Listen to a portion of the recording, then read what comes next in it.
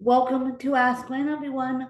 I have Jason with me, and I'm going to let Jason take it away and start sharing his story. So, welcome, Jason. Thanks for having me, Wynn. I'm excited to talk today. And, Jason, why did you start your company? Why did you do Made in America? Why did you, what started it all?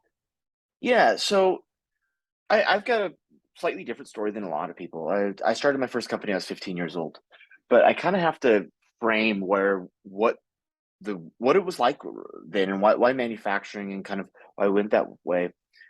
I grew up in a factory household. My father worked graveyard for 28 or 29 years for the same company there, and this company, even though my father worked in one of their most profitable plants, the the toxicity between the management and the manufacturing employees was so incredibly thick and tumultuous that frankly the workers were it was almost borderline abuse how they would treat their people.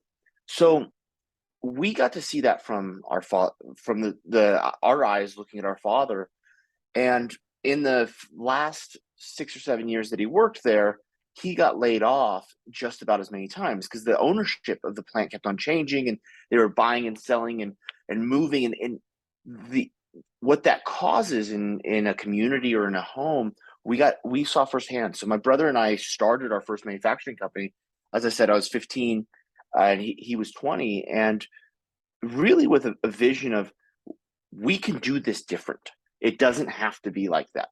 And frankly, it throughout most of American history, it wasn't like that in American manufacturing. So we really doubled down and said, "Hey, we're going to build these manufacturing companies," and we continued to build them and then buy some over the years.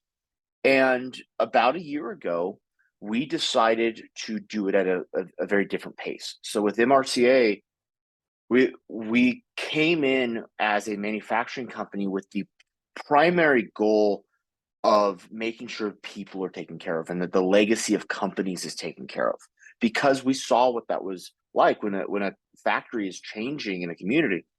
So we buy legacy US manufacturing companies and then help take them to the next level, but also enrich the workers' lives as much as we possibly can. So basically, what you're saying is let's put all these companies back in the US. Let's help the workers out in manufacturing and let's eliminate the Chinese marketplace. As we all know, everything comes from China, and Jason is trying to change that.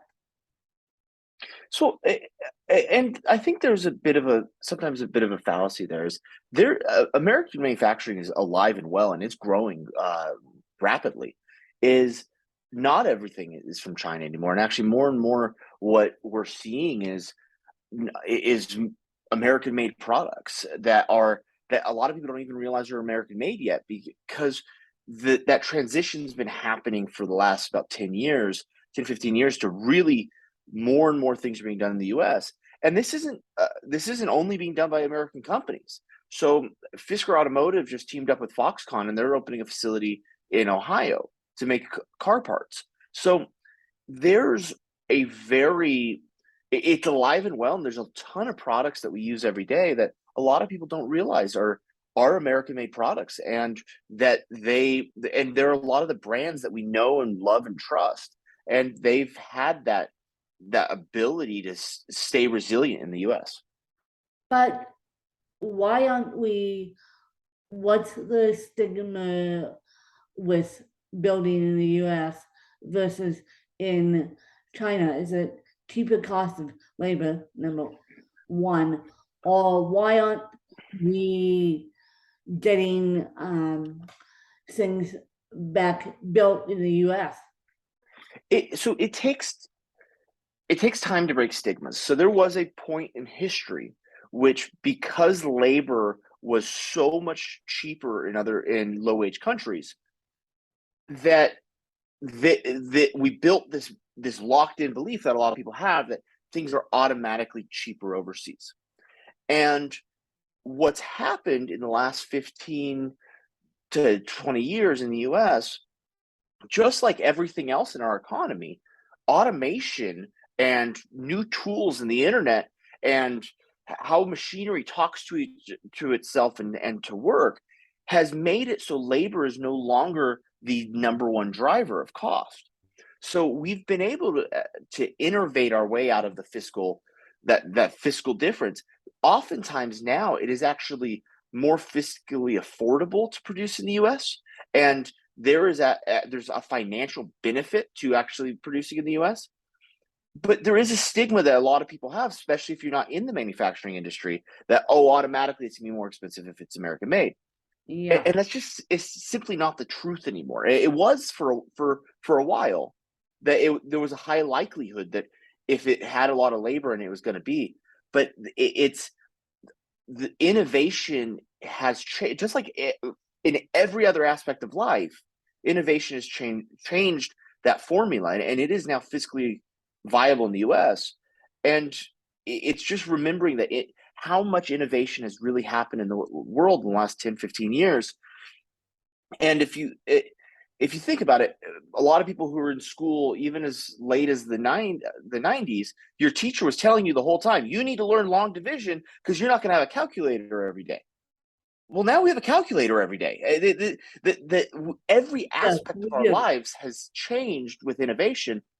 And what a lot of people don't realize is manufacturing actually was one of the areas that changed the most. Yeah.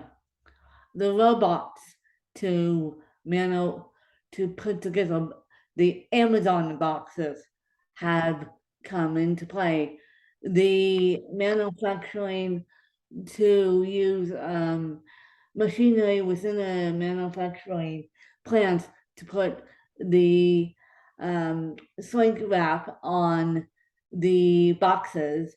And so technology, you guys, has helped more times than not about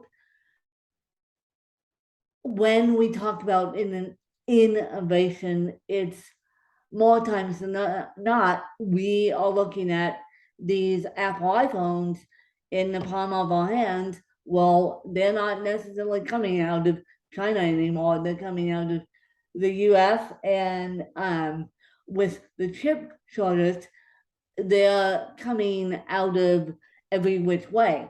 Every which way is helping the Apple iPhone get better and better. Yeah, and I think it's important to remember that innovation, as you said, has touched everything. And a lot of people on the manufacturing in the manufacturing world, they have stuck in their head when they think of a factory, a Charles Dickens dirt floor, grease being thrown everywhere. That's not the case anymore. If you look at the new Tesla factories, they're white floors, brightly lit, safety mechanisms everywhere. It's a whole different world. Yes. So it's a whole different world we're dealing with.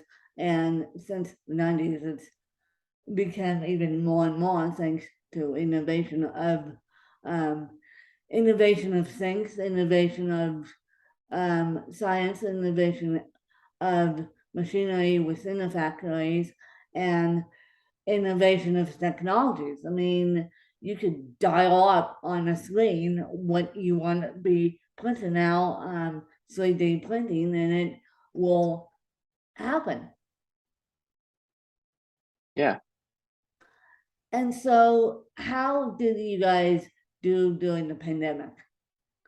Did you guys lose any revenue, or did you guys stay stable, or did you guys, how did you guys do during the So pandemic?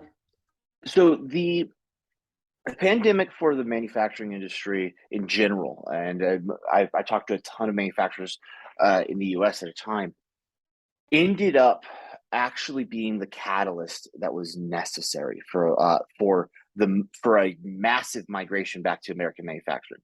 So we've touched on it already that because of innovation, because of changes in the world, it had years ago, it became fiscally affordable to produce in the US again. And it was it was it was time for it to happen.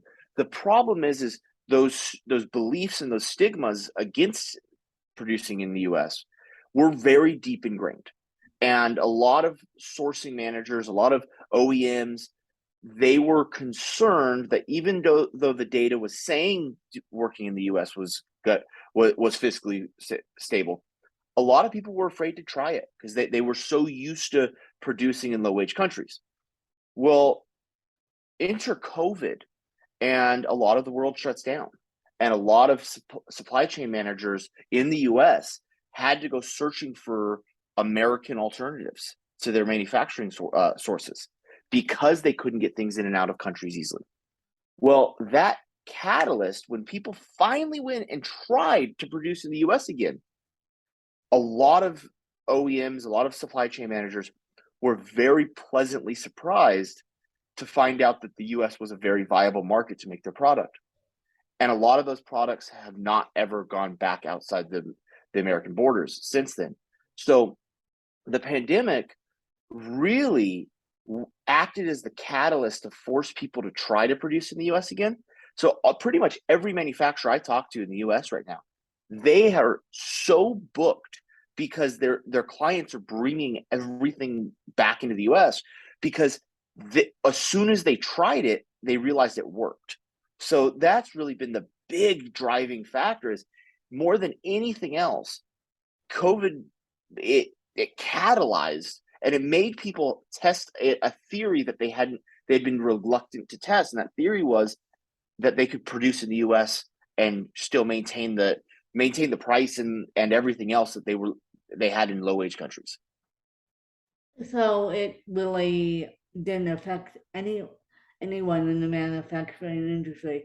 It affected it actually when we all got back to work. It made the manufacturing industry better because people were bringing stuff back in, importing stuff back into the U.S. and helping the U.S. economy. Yep. And I'm talking to a lot of OEMs that they're saying, hey, we want to look at even more back into the US. Like it's been an interesting review. And to say that nobody was hurt by it, and of course not. It was the whole world had rough years because things were changing all the time and getting materials has been difficult because it's just it hasn't been a smooth ride. But the beautifully positive bright side of it all is it finally required people to break that belief that producing in the US wasn't viable. And once they tested that, the American manufacturing industry it's growing beautifully because people finally started to drop those false beliefs away. Yep. Well, as I was going to say, even though it was a challenge on everyone, it was a blessing in disguise because now that we're coming out of the chip shortages and everything else, COVID has actually been a blessing in disguise. And as we sit here today, you guys, we're doing this on Zoom. Zoom actually stepped up. Zoom was one of the companies that stepped up during the pandemic and said, hey, we got to do something, we got to put security measures in place. So I think that the human society has really looked at what is going on, and those who could stepped up and helped. Yeah, and I think that there's a big lesson in all of this for anything in business is uh, every challenge ends up becoming an opportunity for growth. And if you can reframe challenges and hard moments in business uh, as, hey, I'm learning something or something's developing or so that pain can turn into growth and excitement. Exactly.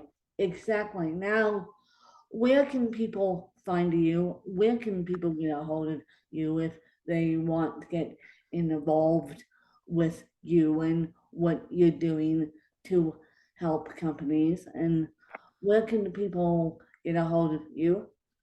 Yeah, so the best place if you're wanting to follow us is LinkedIn. It's LinkedIn / MRCA.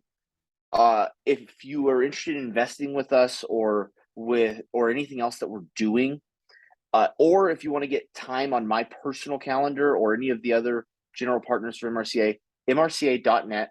We have links there that you can actually set up direct time with us.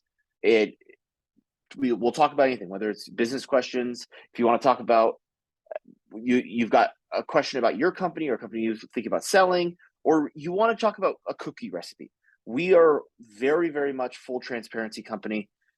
So that we leave those links on there that get dedicated time with us.